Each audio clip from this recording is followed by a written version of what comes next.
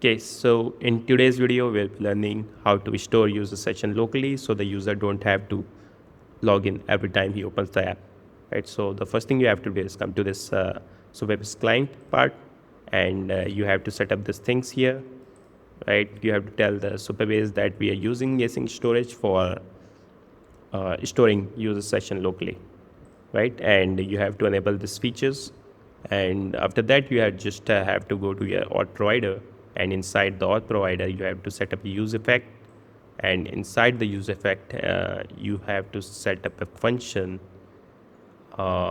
which is here, right? And inside this function it is checking for the stored user inside async storage. So for this this is just this fallback storage is just a function I'm calling. So this is actually calling the get item using the async storage, so it's just a function, right? So after then it's checking for the stored user, and if there is a stored user it is setting the using, right? And after that it's just like actually getting the session from Supabase. If there is a session, it is calling the handle session function, right, which is the key part of this whole thing. And it is also doing some other things, so we'll just check the handle function in a bit. So after then it's just like also setting up this auth state change function. So based on the auth state, it will just call the handle function again, so it can redirect the user to correct path, right? So this is the use effect function we have here, and let's jump into the handle session part.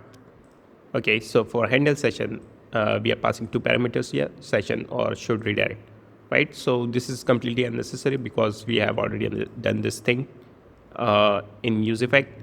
So you guys can directly come to this part where it is calling this function redirect user and passing the current user inside it, right? So if I come to this function directly, it is passing this current user and it's setting the redirect path for that based on the user role, right? And below this it's just redirecting the user using that redirect path, right? So this is how you can get the stored user session locally from async storage and log in without have to log in again, right? So before this there's one more thing I have to show.